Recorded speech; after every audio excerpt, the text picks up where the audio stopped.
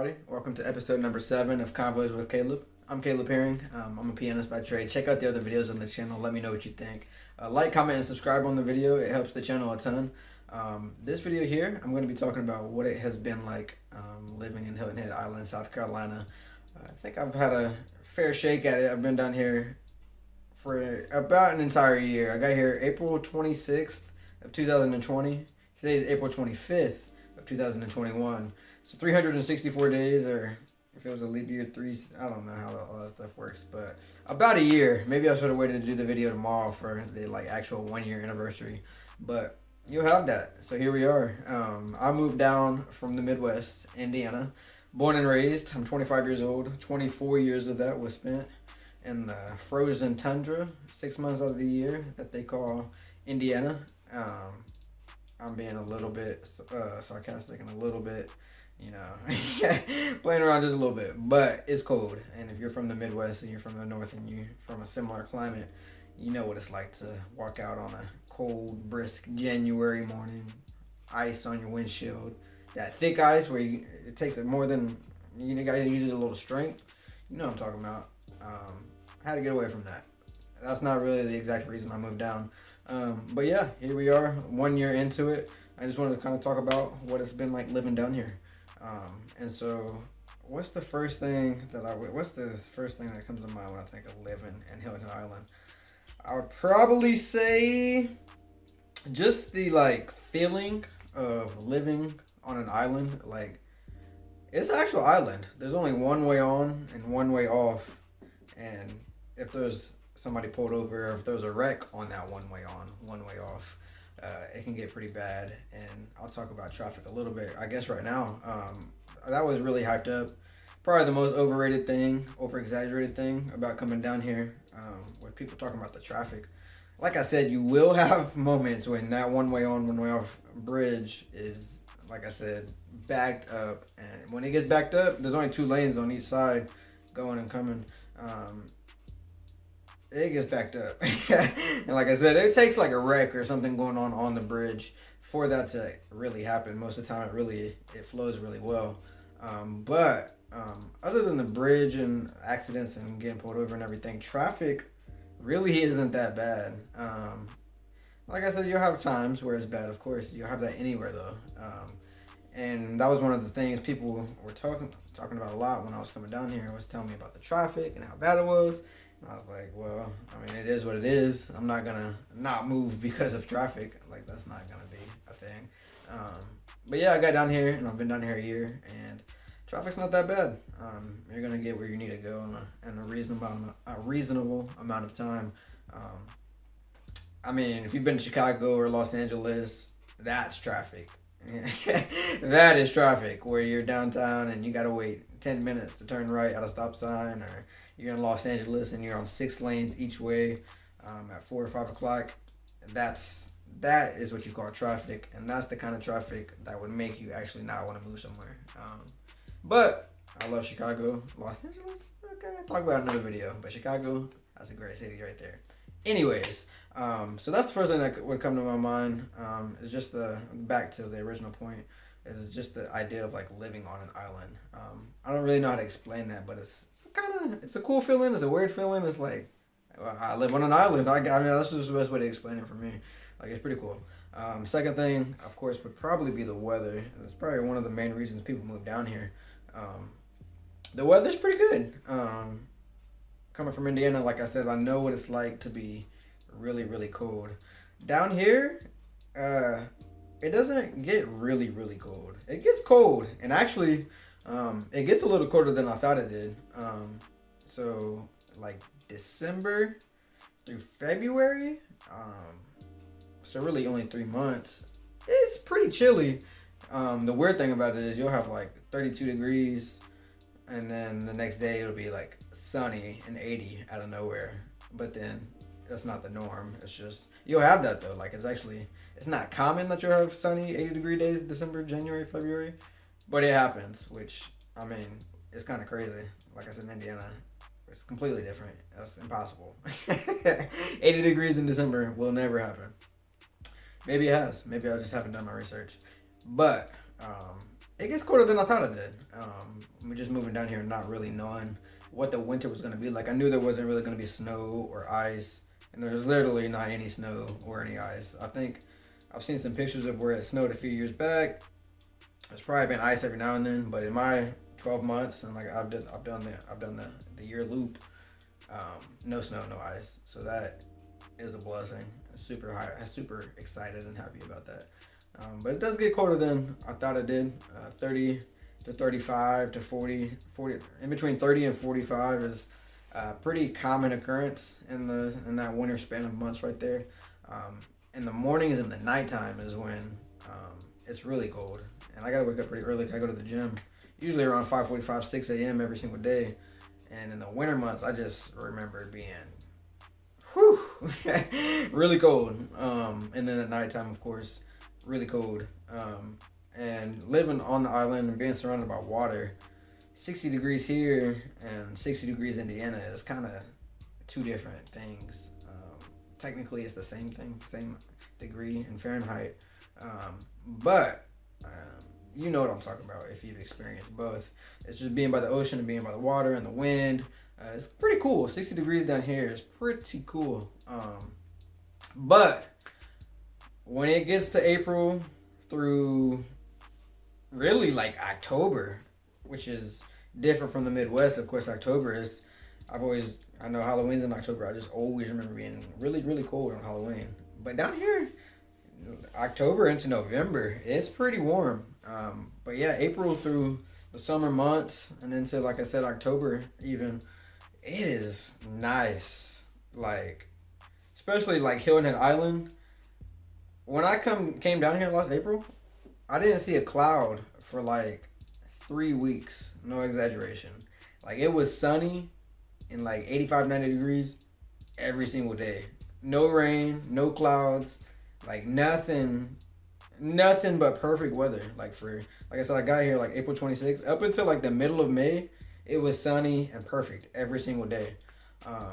And that's how most of the summer is. Of course, it's not gonna be like that stretch of weather every single week you're here or anything.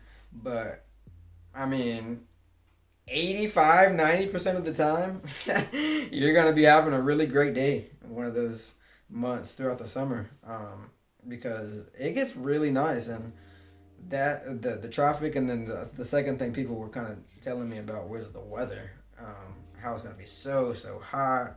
You never felt heat like this. And for myself, just knowing what it feels like to be freezing, bitterly, hurtful cold, like, I don't mind the heat at all. And they were telling me, yeah, it's gonna be so hot. Wait till it gets to July and August. Like, you're gonna melt. You're not gonna like the heat so much anymore. I'm like, all right, we'll see.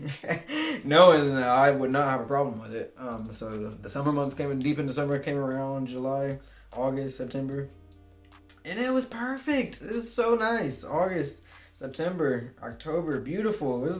My birthday's in November 13th, and I've never had a like warm. It's been like decently nice on my birthday sometimes, in Indiana, but never like nice 75 and sunny, like almost impossible. But down here, that's what it was like on my birthday this year, November 13th. Pretty late into the year, it was gorgeous, absolutely beautiful. But the summer months is, oh my goodness, so perfect. Just driving around, back to that, like being on an island, you have that kind of vibe driving around, and you see the palm trees, and it's just beautiful. That's another point I wanted to make about Hilton Head Island. Kind of just talking about driving around and seeing palm trees brought it up in my mind. But I've been to a lot of coastal cities, especially in Florida. I've spent a lot of time in Florida. And the city kind of makes it known that it's a coastal city. You're driving and you see ocean all around you. And that's exactly what I was, like literally exactly what I was expecting coming down here. A point to make. I moved down here without ever being here before. I had never visited. I had never been here for any amount of time. I've been to South Carolina, but it was like on the border of like North Carolina. So it's like a 4 to 5 hour drive from the bottom of South Carolina to the top of South Carolina. I had only been one time when I was in high school to the very tip top of South Carolina. But I've never been, well, before moving here, I had never been or visited Hilton Head Island, South Carolina. So big risk. Not really. We'll get into it later or in another video. But yeah, I moved down here with never have being here before. But yeah, I was saying that I was thinking that you would be driving around and you see the ocean everywhere you look. But it's not like that at all. You see that one way on, one way off I was talking about, driving over the bridge. That's like your scenic route, and that's like the only one.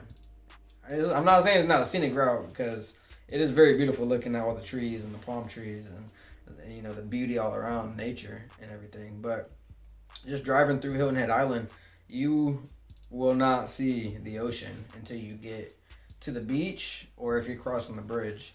I'm sure there's a few spots. You locals will probably comment and tell me how I'm wrong and everything, but I'm sure there's a few spots where you can peek through the trees and see a glimpse of the water. But like just being to Florida so many times and other coastal cities, it's a lot different here. Everything is kind of covered in the trees, and I think that's by design. I think they wanted to keep that kind of forest look. Like literally driving to my house from basically coming anywhere, it's like driving through a forest. In my neighborhood, which is a crazy thing, there are no like street lights and street lamps. And maybe that's not just my neighborhood, maybe that's all of Hilton Head. There's not on the entire island. And I've been told it's because of the turtles and the problems it causes with, you know, them and the nesting or the getting to the ocean. There is no lights. It's really, really, really dark. Make sure you have good headlights when you come down, because it is really, really dark. There's no other way to say that then. Yeah, it gets really, really dark because there's no street lights and there's trees everywhere. But yeah, it's like a jungle feel driving through here. So it is very scenic. It is very, very beautiful. Being able to, you know, see just on a trip to Walmart. And I was gonna say that just saying that brought me to the memory of when I first got down here looking for the Walmart. And I couldn't find it because another thing about Hilton Head Island, with it being so many trees, and like I said, I think this is by design. All the businesses and restaurants, and not all, but most of the businesses and the restaurants and everything here is really ducked behind the trees. Even the signs are like all in brush and everything. It's kind of, like I said, like driving through a jungle. But when I first got down here, I was like, how can anybody find anything? You can't see anything unless you're like really, really like paying attention to, you know, your surroundings and everything. And you really got to look through the trees to be able to see anything. But it's cool. You get used to it. Like I said, I've been down here for a year, and I mean, it's not even an issue trying to find places now. I know, you know, what to look for, how to look for it. But that was one thing I had to get used to and took some adjusting. Is there anything else I want to cover? There's not really a lot of chain restaurants around here. A lot of local spots, which is cool. Different local spots. But you're not gonna find really too many Red Lobsters, or we have Olive Garden down the street, Outback Steakhouses around here. But really, it's a bunch of local spots. Like I said, which is cool. It's not a bad thing. There's something to mention. Weather, covered that. The food, touched on that. Food is pretty good. I will say that there's some really good local spots to eat. Let me know if you want me to tell you a little more. Comment below. I'll definitely hook you up with a few spots. Yeah, that is about my experience. I covered just about everything that came to mind. It's been an awesome year, an awesome 12 months. I don't know if this is my forever home, but however long I do stay here, I'll definitely enjoy it. It's an awesome place to be. Well, I guess that is another thing I wanted to cover. I'm a 25-year-old male. Like I said, this will be the last thing I talk about. But you will see very quickly, besides tourists, of course, all the locals here, well, not all, because I'm one of the people who live here and everything, but a lot of the demographic and people here is going to be retired folks, 65 and above. You get young people every now and then that, you know, you'll meet. I've been here for a couple years, but for the most part, it'll be older people that live here, which I don't mind because once you cross the bridge and drive 30 minutes in the other direction, you're going to be in Savannah, Georgia, which is an awesome, awesome place. Due for its whole own video because it is a great place to be. And what I was saying is, you know, having Savannah, Georgia, 30 to 45 minutes away, I mean, you can find young people. That's not an issue. It's just people that live here aren't necessarily. This isn't the necessarily youngest demographic that you're gonna find in the country if that's what you're looking for. But you'll, like I said, you'll find young people. I've been able to make plenty of friends, so not even an issue. But yeah, I appreciate you tuning in to the video. If you want to know more about my story, let me know. Comment below as far as like my story is and how I was living in Indiana, why I moved down here, and all of that. I'd love to talk more about it. This video's been a little bit longer than I expected it to be, so we're gonna bring it to an end. Questions or anything that if you're moving down here, let me know. If you have any questions, you know, in regards to something I didn't touch on, I would love to clear things up. But yeah, check out the other videos on the channel, like, comment, subscribe, and I'll see you in the next one. Thanks.